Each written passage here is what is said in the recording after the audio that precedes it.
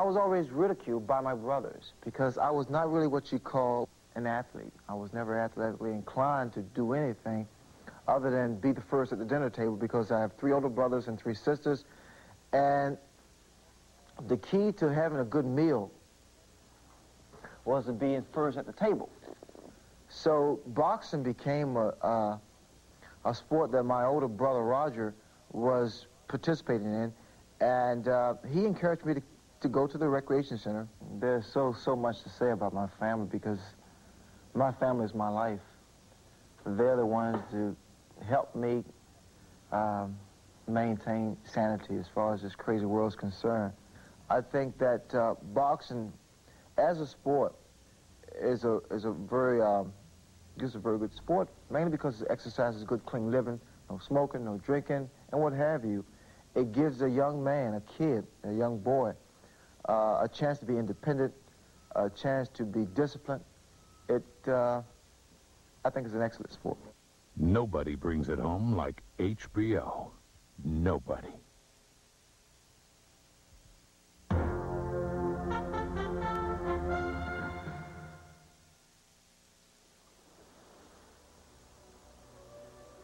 Their day begins the same way. For Sugar Ray Leonard, it starts on the edge of the Atlantic. For Marvelous Marvin Hagler, the sun will rise 3 hours later on the edge of the desert. Marvelous Marvin Hagler. They have both battled their way toward this moment. Tyler Park, Maryland, Sugar Ray Leonard. Now it's going for the whole boat. Heading over the combination. Leonard has given everything he's got. Hurd starts down the 12 and now goes down through the rope. Leonard heads to the corner. Hurd says not hurting. Right hand. Says Hurd, he doesn't know where he is. Hagler goes in for the kill now. He's gone. He's down, and he may be out. They have stalked each other. I knew it would happen, but never knew when. Now you're not a commentator anymore. Let's not talk about commentating. Let's talk about fighting now because you're in there. After years of waiting, they will finally come together. This is a dream that has become a reality. This is war too. And I come to fight. It's the final countdown.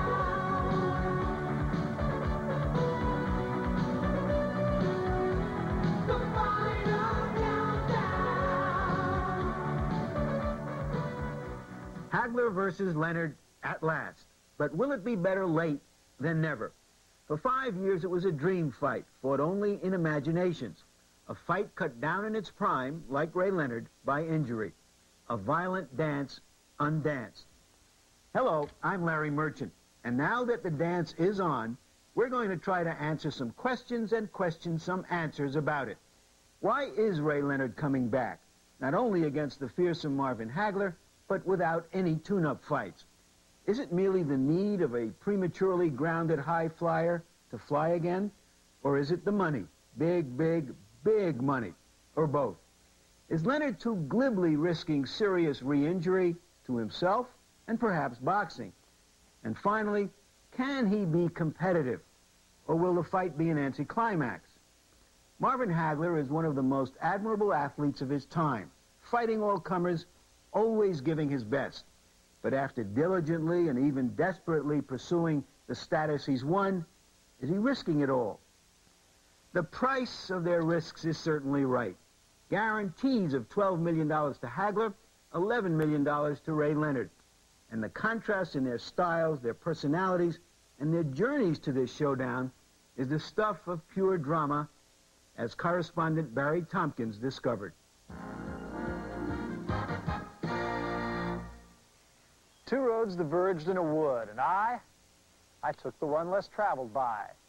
And that has made all the difference. Robert Frost wrote those words in his poem, The Road Not Taken. But they might serve as a fitting lament for Marvelous Marvin Hagler, as he thinks about the road taken by Sugar Ray Leonard. Leonard took the high road. Hagler has taken the rocky road. On April 6th, finally, their paths will cross. From the beginning, Ray Charles Leonard was not your ordinary boxer. He didn't have to fight, but he did, just for fun. in his middle-class neighborhood of Palmer Park, Maryland. The road began in 1976 when he captured the gold medal, and with it, the hearts of millions at the Montreal Summer Olympic Games. America had a new hero, and Sugar Ray Leonard would be on a pedestal for years to come.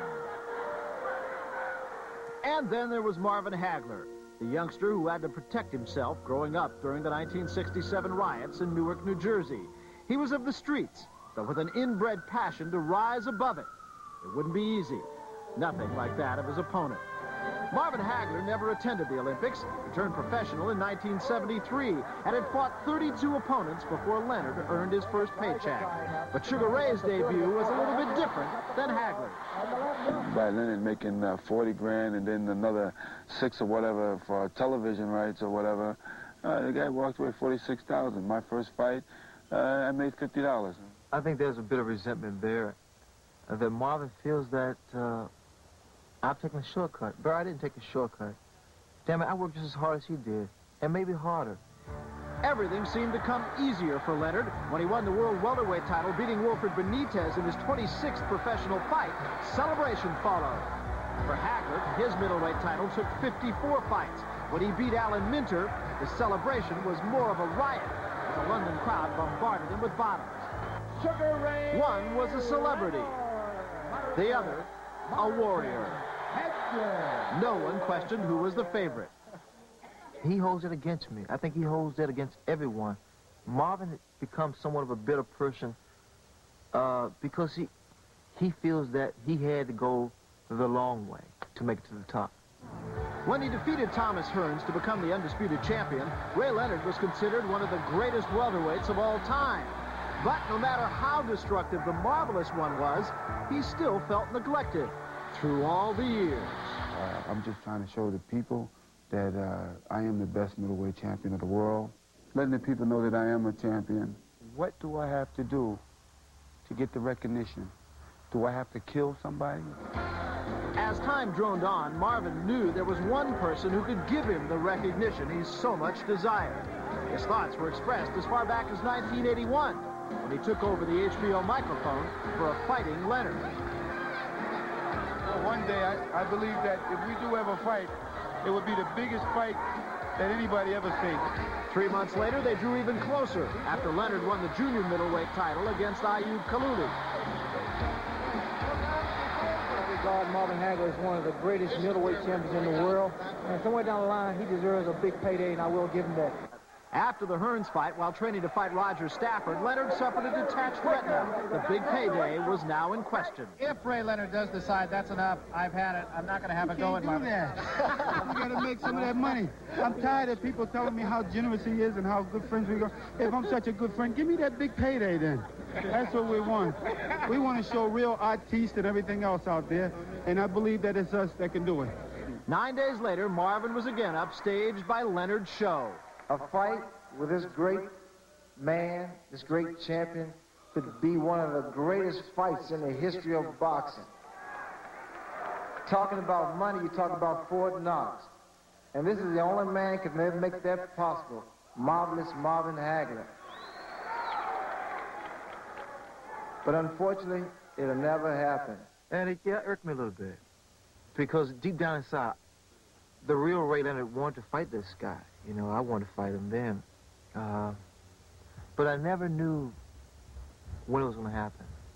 I knew it would happen, but never knew when. And 2 years later, he announced his return. Yes, it's not a comeback, I'm back. But the comeback was unsuccessful. Leonard once again had had enough. He can take him at any time, and a right hand from Kevin Howard put Sugar Ray Leonard right on the While seat an of his attending pants. Hagler would now be the master of his own fate and the master of his sport. You know who the public wants? You can ask them. I'm going to tell you, he better come and get me before I decide that I don't want him. And finally, after a devastating victory over Thomas Hearns, Marvelous Marvin Hagler was king of boxing as he took over the celebrity status that once belonged to Sugar Ray Leonard. You ready? Rolling. Action. They'll make you feel like a million. I feel as though that the time is my time right now, and he's in my time. You know, his time was when he first came out the Olympics and all that stuff before he retired the first time. He should have stayed out of the game. But there was one fight Ray Leonard would come out of retirement for. What I'm saying here is I want to fight him. I'll sit by my phone, okay? If he should say, Ray, I will fight you, I would consider it very highly. It'd be something I couldn't really turn down. I've been humiliated, you know, especially behind the fact that it took him so long to get his heart up together, you know, to come out. I think that I've hunted this man so long that finally my time has came where he knew that I got to fight this guy. And now there's talk that you might not fight him. Is that true? Well, you know, right now it's really hitting a lot of press. I think basically just has an ego. He's on an ego trip or something. A real jealousy, or he's missing the limelight a little bit.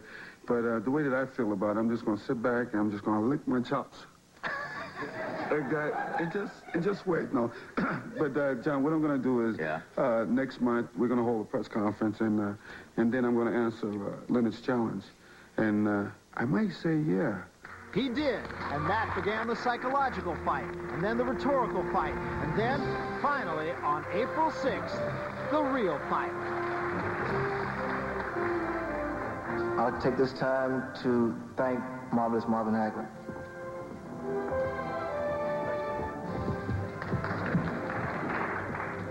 Now I have the opportunity to finally show the world that I am the best fighter in the world.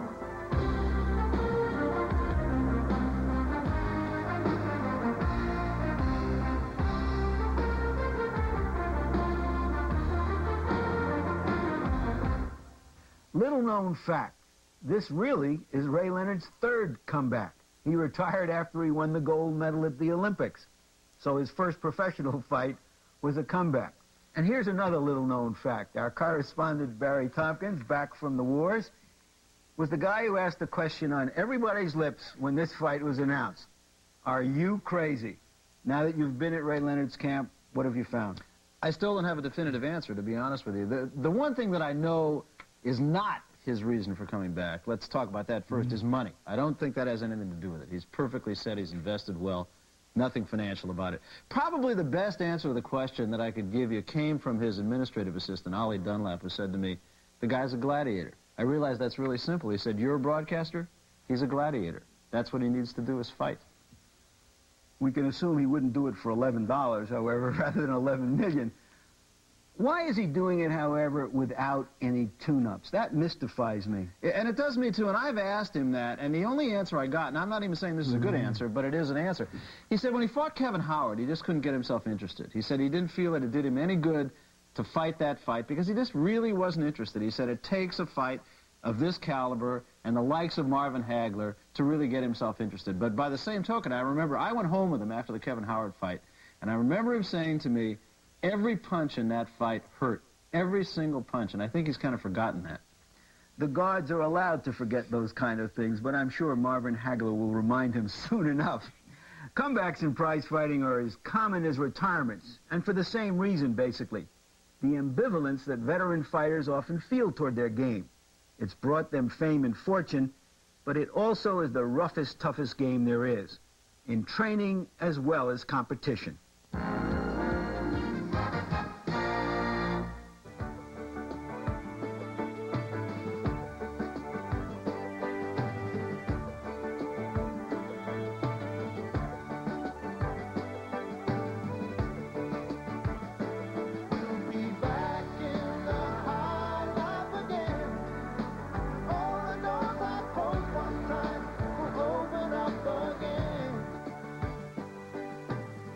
The boy who cried wolf must have been an aspiring fighter. Few people take retirement announcements seriously anymore, however sincere. Comebacks are that common. Boxing history is replete with great, legendary fighters retiring, and then after 3, 4, 5 years, observing the competition out there, and then feeling with their heart and their brain, specifically with those two things, that they can come back and demonstrate once again superiority over the field. That goes back before the turn of the century. Fighters come back for a lot of reasons, most of which can be deposited in banks. public demand and money, pressured Jim Jeffries, an unbeaten former heavyweight champion, to leave his farm after 6 years in retirement. The 35-year-old Jeffries was the original Great White Hope, urged to dethrone the unpopular Jack Johnson. He took off 90 pounds in training and looked so good and sentiment was so strong for him that he actually was favored to win. But he was no match for the younger and faster and sharper Johnson. The fight ended in the 15th round, Jeffries bloodied and bowed. Most comebacks end this way. When a champion doesn't defend his title in a long time, his first defense is, in effect, a comeback. Jack Dempsey took more than 3 years off between defenses, much of it trying to make it in the movies. That didn't work, so money brought him back to the ring against Gene Tunney. Dempsey looked to be in shape, but he clearly wasn't the legendary whirlwind who revolutionized prize fighting with his reckless style. And Tunney easily defeated him, boxing rings around him. Dempsey then retired, unretired, and lost to Tunney again. Tunney was one of the few champs who stayed retired when he finally did retire. Ray Leonard is trying to defy history. Muhammad Ali's first retirement and comeback, also 3 years, were involuntary. He couldn't get a fight license because of his conscientious objection to military service during the Vietnam War. But Ali took 2 tough tune-ups before meeting Joe Frazier. He lost to Frazier, his first defeat, but he kept at it, and ultimately recaptured the title and beat Frazier twice. Ali proved that serious comebacks can be successful. Comeback fights don't work. They don't work. Look at boxing history. Forget about the names Leonard and Hagler. Call them Fighter A and Fighter B. If Fighter B is the fighter who comes out of retirement, boxing history will show you it doesn't work. Comebacks, if not comeback fights, do work, however, as Sugar Ray Robinson showed as well. The man regarded as pound for pound the greatest of fighters, retired at 32 to try his hand in show business. 2.5 years later, he was performing where he performed best, in the ring. But he came back slowly and deliberately, not for one big shot, but as a fighter. After 6 tune-ups, one of which he lost, he challenged Bobo Olsen, and as the underdog, proceeded to knock him out to win the middleweight title a 3rd time. Hey guys, I'm back. Ray Leonard made that celebrated comeback in 1984. I've been really up for this fight. I've trained really hard, and I'm going to put everything into this fight. Howard is actually pressing this fight right at the moment. And it's almost as though Sugar Ray Leonard is asking himself what he needs to do against what he knows is an inferior opponent. Though he looked as good as could be expected, it wasn't up to his high standard. It was a prelude for another farewell. And the fight is over. If I didn't feel it tonight, I never will feel it. And I'm not going to push it. And I'm not going to take a chance. No, I just felt that it's not there. I know if it wasn't there tonight, it never will be. There's no sense in me taking any further chances. Leonard said that all the punches hurt, but here he is again. This fight is not what you saw in 1984, because that wasn't a challenge. I won't come back, but I'll fight Marvin. And I honestly mean that. This is not a career for me. This is one fight. This is a dream that has become a reality.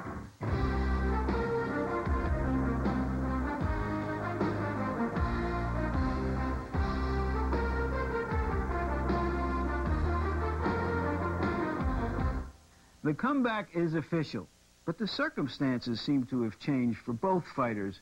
Ray has fought once in 5 years. Marvin has only fought once in 2 years. How's that reflected in what's going on in the camps? I don't really know if it is reflected, to tell you the truth. I think both camps are business as usual. They're the same and yet they're different, and I think they're the same in that they are business as usual, but they're different in that at Ray's camp, Ray's the boss. Nobody else, just Ray. In Marvin's camp, it's the 3 of them. It's Pat Petronelli, he's got his job. Goody Petronelli, he's the trainer, he's got his job. And Marvin Hagler is the warrior. And the three of them collectively make decisions. At Ray's camp, it's just one. I might add one other thing. If looks win fights, then this fight is dead even. Both of them look ready right now. But, of course, Marvin Hagler showed up 11 weeks before the fight, usually 6 weeks before a fight, which indicates how serious he's taking this. What about the reports, curious reports, out of Ray's camp that he hadn't been training hard every day? At one period, 7 days out of 10, he wasn't in the gym. Then they said he was fighting these real fights with referees to get in shape, and then that proved to be a little bit of a fib. Are they covering up? Are they jollying him? What is all that about? It's really hard to say. I think any fight camp has a lot of guys around who are the attaboy guys. You know, they're patting you on the back saying, you're doing a great job, you look good, champ, you're ready to go. I asked Janks Morton about just that very thing. Now, Janks is the head trainer, and if anybody runs the camp other than Ray Leonard, then it's Janks Morton. And he said, it's true, we have been a little bit sporadic from time to time, but the reason for that is that Ray was ready. Ray was peaking too early for Janks Morton, and so Janks felt that the time off and appearing at basketball games and going up home for the weekends was good, not bad. Still seems a little curious, I have to admit, that far in advance of the fight.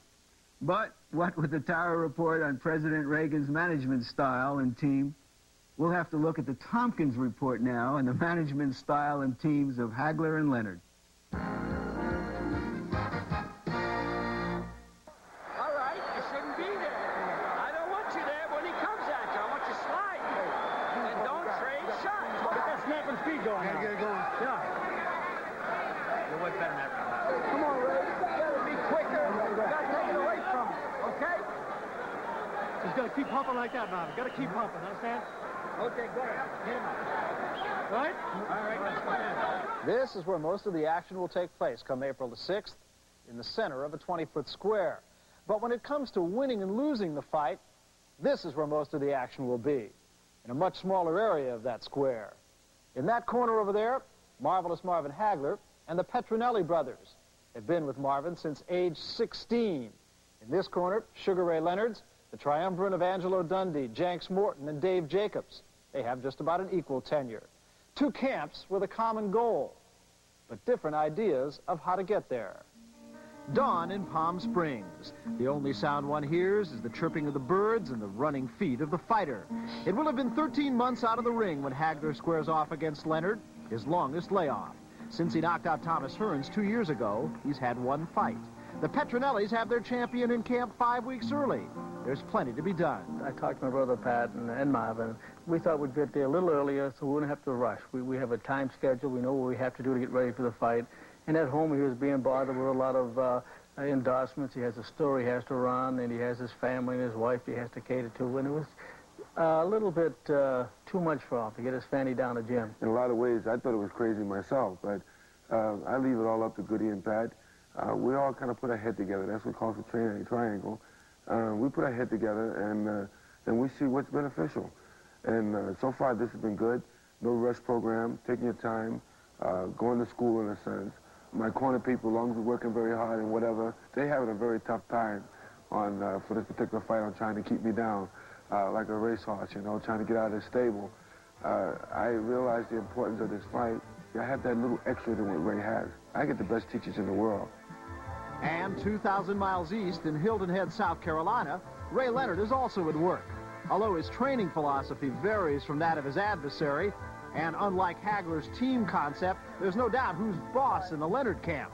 Even though the circumstances have changed drastically with the comeback, his camp continues to operate the same way as when Leonard was pound for pound the best fighter in the world.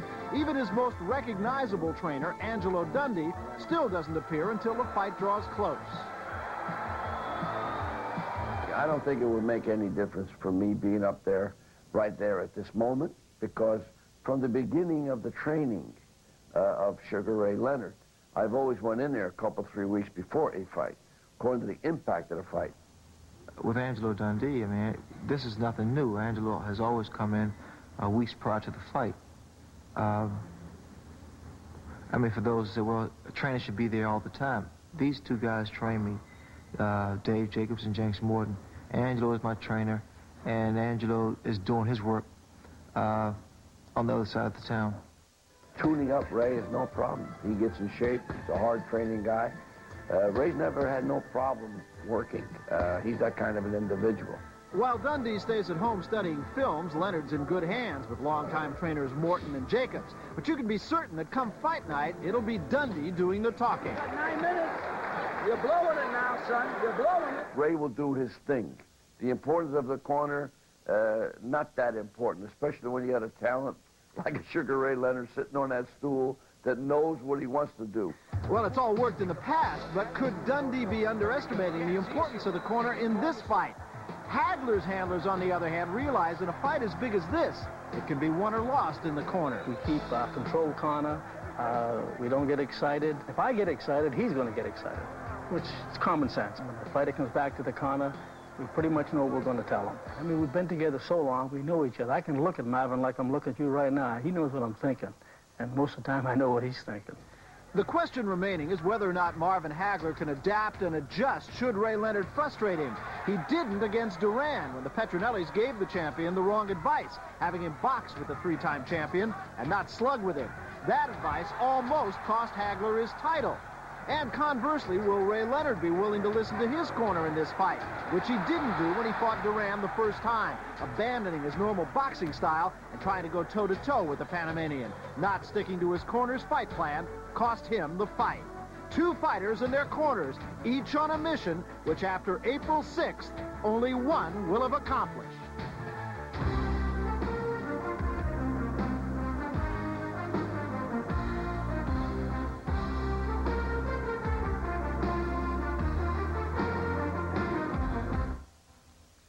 Team Hagler and Team Leonard also include a Mrs. Hagler and a Mrs. Leonard, and both are known as strong-willed women who oppose their fighters fighting at all again. In their own way, probably stronger than Mr. Hagler and Mr. Leonard, to tell you the truth. Bertha Hagler, I think, perhaps even more adamantly against this fight than was Juanita Leonard, but Marvin told me they went up to their place in New Hampshire, had a long talk about it, a weekend-long talk about it, and finally it was decided, yes, this fight will happen. Bertha went her way. She went to Massachusetts, and Marvin, as is his wont, went the other way. He went to Palm Springs. Does not like to have his wife around training camp. Juanita Leonard, on the other hand, likes to be around Ray Leonard's training camp, and Ray likes to have her around. She is an extremely good judge of character, according to Ray, and she keeps the hangers-on sort of away, and she's very good at deciding this person's important and should be here, this person, frankly, is in the way. He also, oddly enough, listens to his son, Ray Jr. I think he sees an awful lot of himself in his oldest son. What is your take, then, on this whole scene, the fight, since you've been examining it? Marvin Hagler is as relaxed and as confident as I've ever seen him be. It's a different kind of confidence than he's had in the past. I almost had the sense in fights past that he was trying to convince himself that he was going to be able to win this fight. I think he's absolutely convinced that he can beat Sugar Ray Leonard. And in fact, I think he's trying to find a way to really dislike Sugar Ray Leonard. I think he's having a little bit of trouble with that, but he always says he needs to dislike the man he's in there against. As to Ray Leonard, I had a long talk with him not terribly long ago in a really kind of a quiet setting, and he said, I know how to beat Marvin Hagler. And he explained to me how to beat Marvin Hagler, and I think he's right. He probably does know how to beat Marvin Hagler. But I got to thinking about it, and I thought, well, I know how to slam dunk a basketball. But until I lower the basket to 8 feet, I'm not going to be able to do it. And I think that's the bottom line. It'll be a little harder to slam dunk Marvin Hagler, because once the bell rings, there are no teams or wives. There are just two guys doing what they do best. The conventional wisdom is that Leonard will try to neutralize and frustrate the aggressive Hagler with boxing tactics, hitting, holding, moving. And this choreography was shaped by Roberto Duran.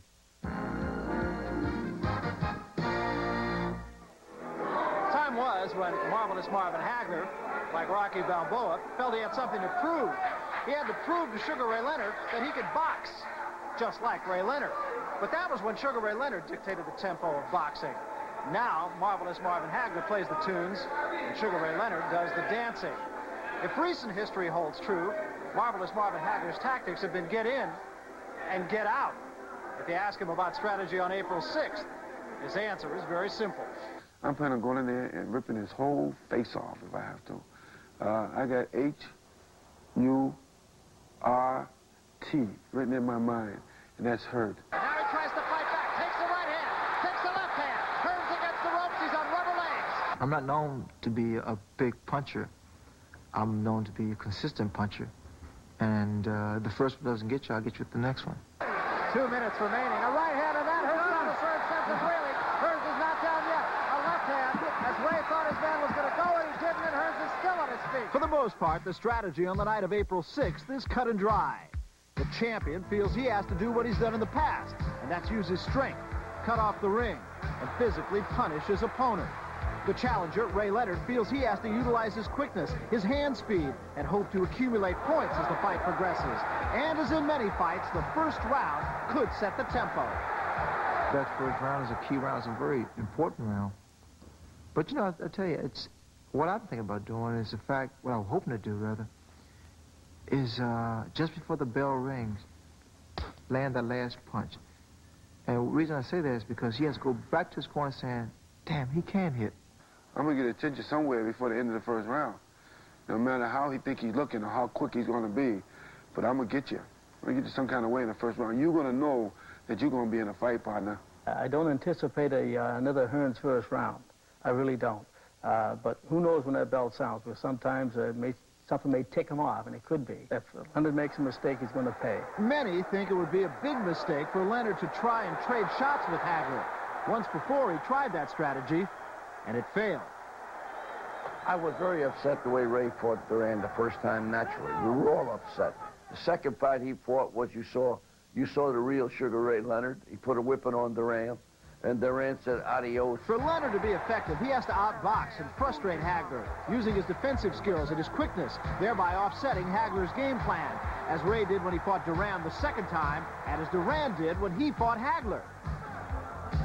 Duran fought a very intelligent fight, very tactical fight, because Hagler was not able to knock Duran out.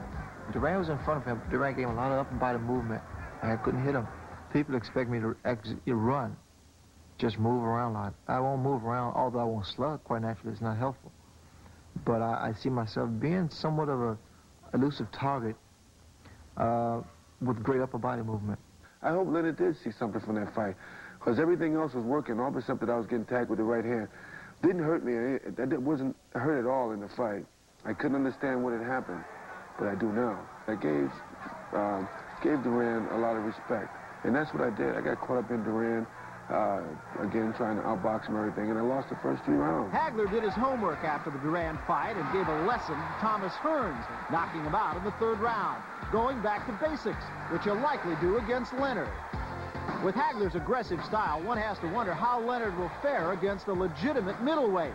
When he has fought bigger fighters, like former junior middleweight champion Ayub Kaluli, and in his last comeback against Kevin Howard, Ray had a tendency to fight flat-footed and found himself getting hit with more punches than he would have liked to.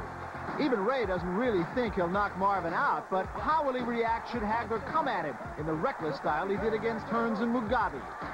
I honestly can't tell you what I'm going to do, because I don't know what I'm going to do, because I don't know how I'm going to react if I see a big guy running at me. This is a very rare type of athlete that I'm facing on April 6th. He's that kind of guy that when he punches, it's like an automatic switch that's been turned on. He keep punching. The other guys respected me a great deal, so I had an edge there. I don't think I will get that much respect from Hagler until I initiate that respect. The same way Leonard's layoff is a factor, Hagler by no means is fighting regularly himself, and therefore it could be to Leonard's advantage if the fight does go the distance. It's also no secret the champion cuts. And don't make me bleed. I fight harder when I bleed. You know, I know that because I get to a thing of losing my security of my title. And my title means everything to me. And then I know that I got to hurt you real bad, and I got to hurt you the quickest way I know how. The sum of it all is that the onus lies squarely on Sugar Ray Leonard to prove to the world he still has his innate skills against a champion who's determined to test him to the limit.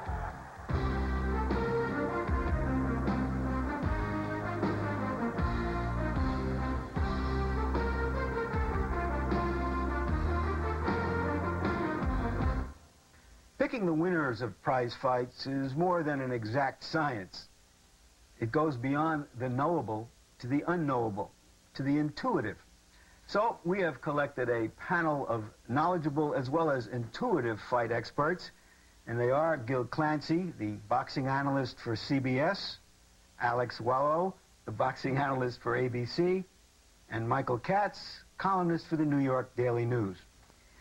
First, gentlemen, do you have any reservations about this fight taking place at all from the point of view of Ray Leonard's eye and of the match being made, an ex-welterweight champion in active fighting an active middleweight champion? By reservation, I don't have any reservations in terms of Ray's health. I think Ray understands his health better than we do. I have no reservations about the fact that it's a guy coming back after 5 years of relative inactivity.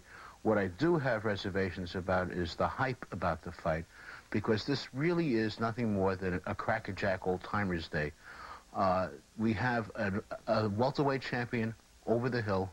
We have a middleweight champion over the hill. And it's an intriguing fight, but I don't think it's Hagler versus Leonard, the Hagler and Leonard that we really think about.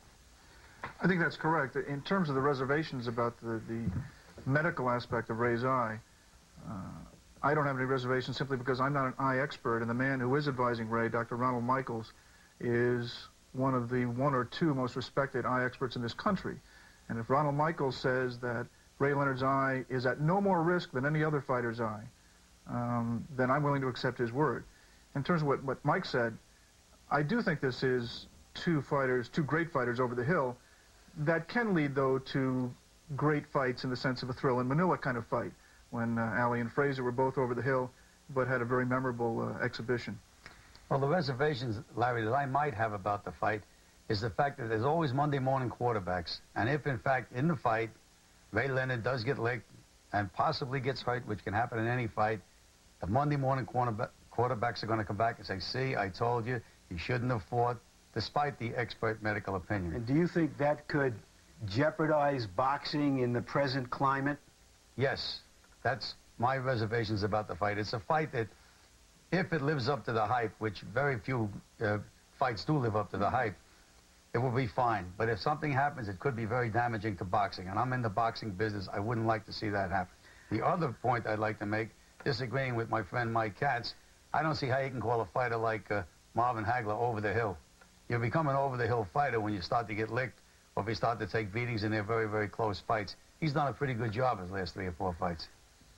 As a former trainer and manager, Gil, what have you seen in fighters coming back after long layoffs? Where are they damaged most? They're damaged most in the fact that they're not used to the tough competition. Once they get in that ring and they start to take the punishment that they haven't felt for, however, in Ray's case, 4.5 years, I think it can be very, very damaging to them. The competitive edge is lost. Also, their reflexes seem to go a little bit, but perhaps that's just the age going by. Is that competitive edge what we're talking about in terms of rust, milliseconds of indecisiveness or lack of quickness? I don't think the competitive edge is gone from Ray. I think it may be gone from Marvin more because I think Marvin, who used to be so active, has been fighting on a schedule of once a year. And I don't think Marvin wants to fight anymore. I think Marvin has made his money. I think he realizes his reflexes have slowed down. When I say over the hill, Gil, I mean he is no longer on top. I mean he is on the descent. And I don't think there's any question about that. I think Ray's problem is that he is now approaching 31, and he is no longer the young Ray Leonard that we remember, the marvelous, like intuitive fighter who could see punches coming before they were thrown, and who could bend his body out of the way. This is stiffness now. What are the consequences for both of these men in this fight? If Ray Leonard were to lose badly, not be able to really compete, would it damage the aura that's always surrounded him of this sunshine kid that everybody loved? And as for Hagler, would it damage all of the good that he has accumulated for himself to lose to a guy who's fought only once in 5 years? I don't think that people tend to judge people. Fighters don't tend to get judged on their final fights. I'm not sure that these fighters will retire. The winner will retire after this fight, or the loser for that matter. But I think we don't judge Muhammad Ali on the fact that he lost to Trevor Berbick or Joe Frazier drawing with Jumbo Cummings. I mean, we tend to take in the totality of a career, and we tend to dismiss the fighters in the waning fights of their career. I do think that this fight will be a little bit more memorable than those because it involves 2 of these fighters rather than just one of them. But I think ultimately they'll be judged on how they performed in their prime and not in this fight. In a fight such as this, I think all of the pressure is on Marvin Hagler. He's the big favorite in the fight. He's been active. He's the middleweight. He's the southpaw. He's expected to win. He's got nothing to win in terms of if he wins, everyone says, so he beat a guy who wasn't what he was. That's correct. The only thing he has to win is money. Money isn't a bad thing to win, Gil, but who's going to win the fight and why? Well, starting off, a fighter that's fought all the tough fights that Marvin Hagler fought, someday he's going to walk up the steps of the ring and the bell's going to ring and he's not going to have it anymore. But strictly on form, Hagler is the world champion.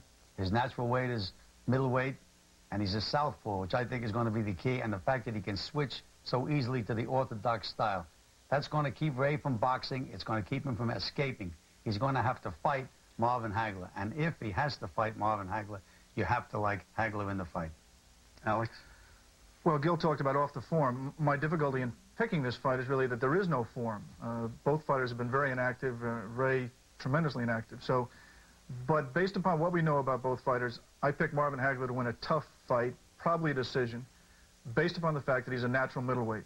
I remember when Ray went up from 147 pounds to 154 to beat Ayub Kalouli, another left-hander. He won the fight, but he got hit with an awful lot of silly punches, I thought. His reflexes weren't the same, and his movement was not the same. So I think that is going to be the decisive factor.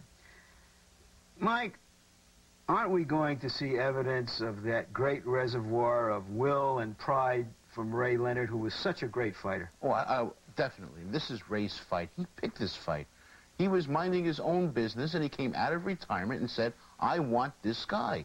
So we know that Ray, from deep down, knows how to beat Marvin Hagler, both from a willful standpoint and from a mind standpoint. He has the strategy. I think Vito Antuofermo ruined a generation of middleweights by charging this guy, and everybody thought you had to back Marvin up. The way to beat Marvin, I think, and I think Ray understands this, is to make Marvin come forward. Marvin doesn't have the greatest balance in the world, and as he gets older, he is no longer marvelous.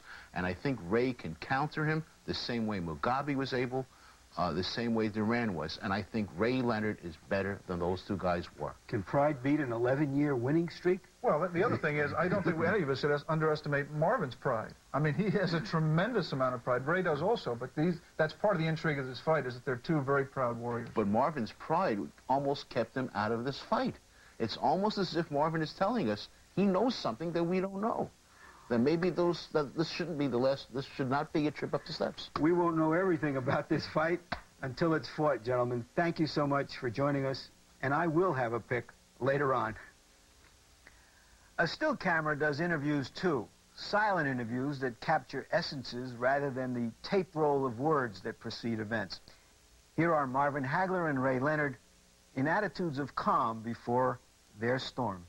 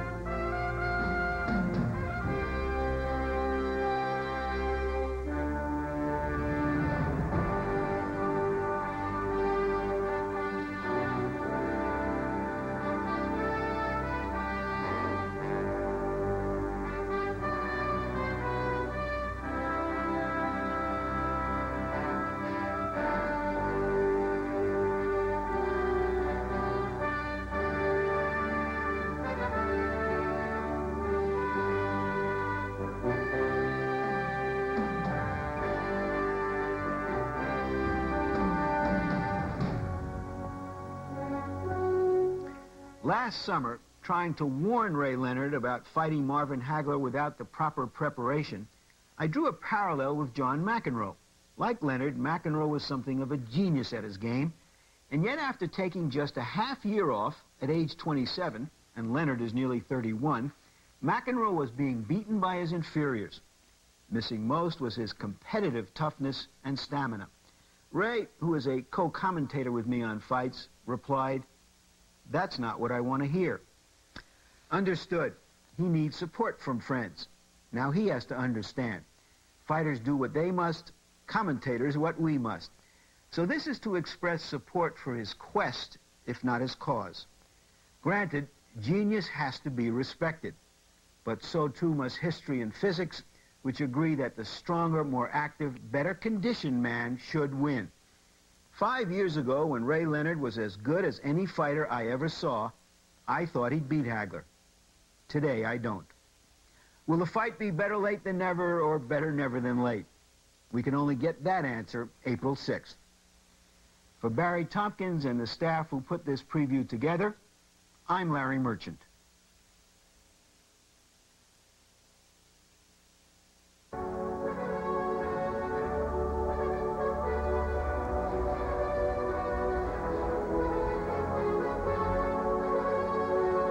This fight means a great deal to me. It means everything to me.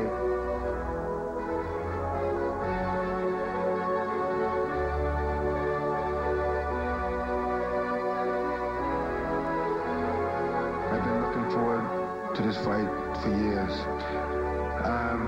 I've been saving my body, my mind, just for this occasion.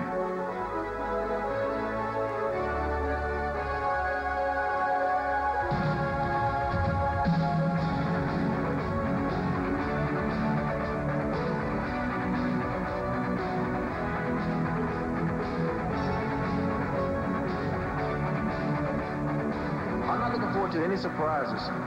I would be prepared mentally, physically, spiritually, emotionally.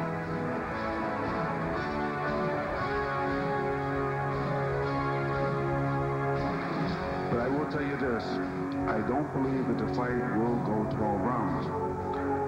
And I feel very confident that I will win. It's the final countdown. This has been a presentation of HBO Sports, the network of champions.